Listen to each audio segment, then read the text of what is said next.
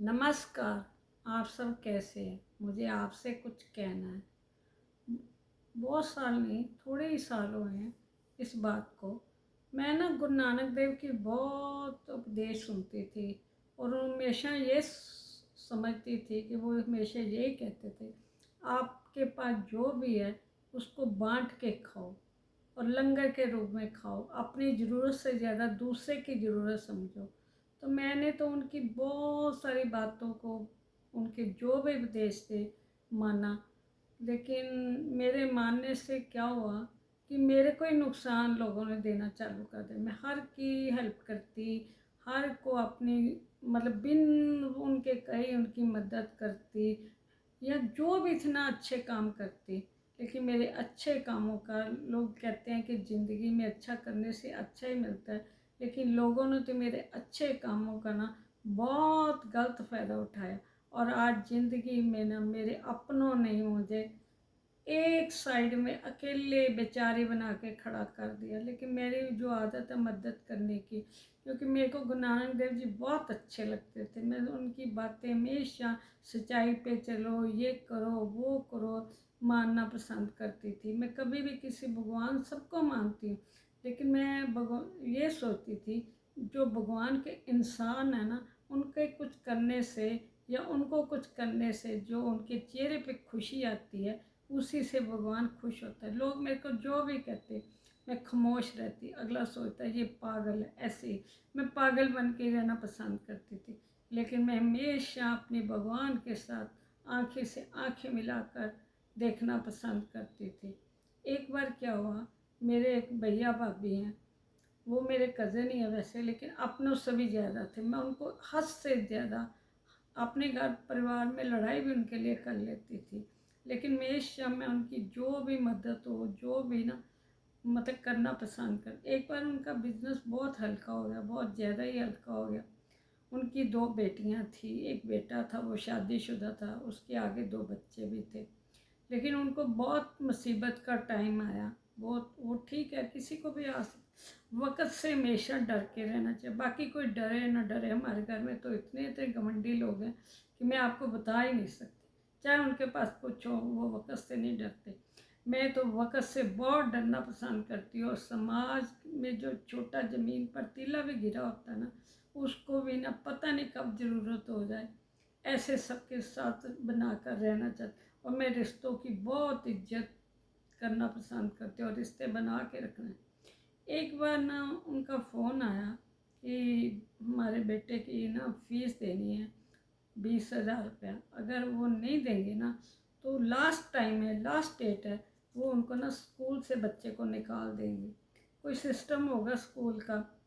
तो मैं ना रात भर सोचती रही कि मतलब ये उनको कैसे 20,000 उनके, मतलब हमारे भी पता नहीं क्या, हमारे घर में भी कुछ बड़ी प्रॉब्लम थी, कैसे पता नहीं क्या हुआ था तब।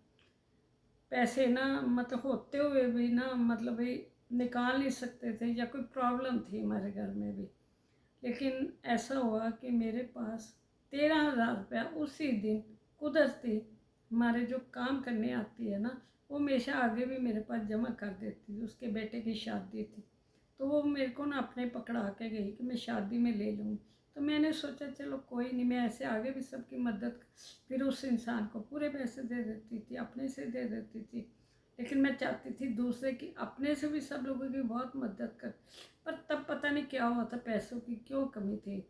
तो मैंने ना उसका 13,000 रुपया लिया और अपने बेटे ने को कहा चल बेटे, उसकी ना थोड़े वो पैसे डाल लेंगे तो वो स्कूल में फ़ीस दे देंगे। मैं बड़े प्यार से उनके घर गई और मेरे बेटे को ना मतलब ये कुछ काम था, वो तिलक नगर चला गया। मेरे को कहता मम्मी आप अकेले घर मत जाना, मैं जब आऊँगा ना तो मैं आपको ले जाऊँगा, आप मत अकेले जाना। मैं कहा ठीक है बेटे, आप ले जाना आके। तभी मैंने उनको, उनकी बड़ी बेटी को कहा कि बेटे ये ना मेरे पास 13,000 रुपये, ये रख लो, आप ना बेटे की फ़ीस भर दो। वो कहती नहीं पूरे 20,000 रुपया चाहिए। मैं क्या इस टाइम तक कोई ऐसी पोजीशन मेरी भी है, मैं ना मतलब देने को तो 20,000 ही दे देती, लेकिन कोई मेरी भी प्रॉब्लम है, मैं नहीं दे सकती इस टाइम। तो वो कहती नहीं इसको भी ले लो, मैं 20,000 ही चाहिए। मैं क्या आप 7,000 अपने से डाल लो या किसी से ले लो, ताकि बच्चे का स्कूल में नाम तो ना कटे ना। उन लोगों ने मेरा एहसान मानने की बजाय मेरे को ऐसे ऐसे शब्द, उसकी छोटी बहन ने भी, उस सारे परिवार ने, कि मेरा मन छलनी छलनी हो गया। मैं वहाँ सोचूं कि कहाँ ज़मीन और मैं इसके नीचे चली। मेरा मन ऊंची ऊंची चिल्लाने को कर रहा था, चाहे वो मेरे भाई का घर था। फिर मैंने सोचा अपने बेटे की अगर मैं इंतज़ार ना करी तो ऐसे, और परिवार में, हमारे दोनों परिवार में ना बहुत दूरियां बढ़। उन्होंने ऐसे मतलब मेरे को सोचा जैसे मैं उनके घर मांगने गई हूँ, उनको पैसे हेल्प करने नहीं गई, उनसे पैसे मांगने आई। ये इतना मुझको धिक्कार आ गया, उतना धिक्कार आ गया कि मैं आपको बता ही नहीं सकती। तो मेरे को अपने बेटे की इंतज़ार करनी, उसने बड़ी दूर से मेरे को लेने आना था, वरना तो मैं उसी टाइम घर आ जाती। तब तो मेरी तबीयत भी ठीक थी। अब तो मेरी तबीयत ख़राब है ना, तो मेरी तबीयत भी तब ठीक थी, मैं अकेली आ जा सकती थी। फिर मैंने सोचा कि उनके घर के पास एक मंदिर है, वहाँ थोड़ी देर के लिए जाके मंदिर में, मैं भगवान को बहुत मानती हूँ, कि थोड़ी देर उस मंदिर में भी दर्शन कर आती। मैंने उनके बेटे को बोला, पोतरे को बोला, चल बेटा तू मेरे साथ चल, हम लोग मंदिर में दर्शन करने जाते। जब हम वहाँ मंदिर में दर्शन करने गए तो वहाँ मंदिर के ना सारे फर्श नए लग रहे थे, और उन्होंने काफ़ी जगह से फर्श तोड़े हुए थे। तो उसने बोला कि आंटी यहाँ से कैसे अंदर जाएंगे? तो फिर पंडित जी ने बोला पीछे के दरवाजे से ना अंदर चल जाओ, उधर कुछ नहीं, उधर सब ठीक है। मैं और उनका जो पोता था मंदिर गए, दर्शन किए, बड़े अच्छे दर्शन हुए। लेकिन वो फर्श टूटे होने के कारण हमें मंदिर में ना बहुत देर लग गई, मतलब इतनी देर भी नहीं लगी थी, देर लग गई। फिर हमने सोचा कि थोड़ी देर ना, वो उन्होंने आगे रास्ता बंद किया था, वहाँ कुछ ठीक ठाक कर रहे थे। उन्होंने कहा कि थोड़ी देर आप मंदिर में बैठ जाओ, अभी हम रास्ता खोल देते हैं। तो वहाँ उनके घर से फ़ोन पे फ़ोन, फ़ोन से फ़ोन, कभी उनकी बड़ी बेटी का, कभी उनकी छोटी बेटी का फ़ोन। भाभी कह रही है आप उनके बेटे को जल्दी वापस लेके आओ, उसको भूख लगी है, भूख लगी है, भूख लगी है। कि वो तो मेरे साथ ठीक ठाक है, ऐसे तो वो बच्चे मेरे घर में आकर कितने दिन रह जाते थे, और सारे हमारे जो रिश्तेदार, हमारे घर में जो बच्चे पढ़ने वाले आते थे, सब उनको जानते थे। और वो मैंने, मेरी बच्ची ने, मेरे बेटे ने उनको इतना लाड प्यार किया था ना, कि सारे कहते थे, हैरान होते थे कि ये आपके बच्चे हैं, आपके पोता पोती हैं। मतलब भी इतना सबको पता था। और उन्होंने मेरे उस दिन इतने फ़ोन किए, इतने फ़ोन किए कि मैं आपको बता, मैं ना दुखी हो गई। उस बच्चा तो बहुत प्यार से मेरे से बात कर रहा था, बोला आंटी अब थोड़ी देर बैठ जाते हैं, नहीं तो चलते हैं।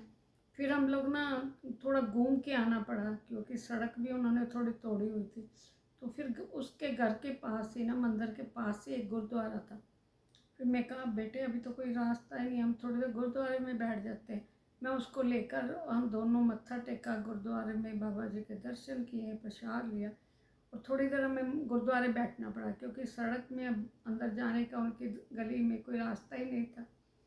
फिर हमें देर हुई, तब उनके घर से ऐसे फ़ोन आए, इतने फ़ोन, कि जैसे मैं उनके पोते का ना किडनैप करके लेके जा रही हूँ, बजाय मैं उनकी हेल्प करने की। इतनी बातें सुनी, इतनी बातें सुनी, मेरा मन सचमुच ऐसे लगा कि भगवान जानता है या मेरा दिल जानता है मैं कैसे रोती रोती उनके घर से आई।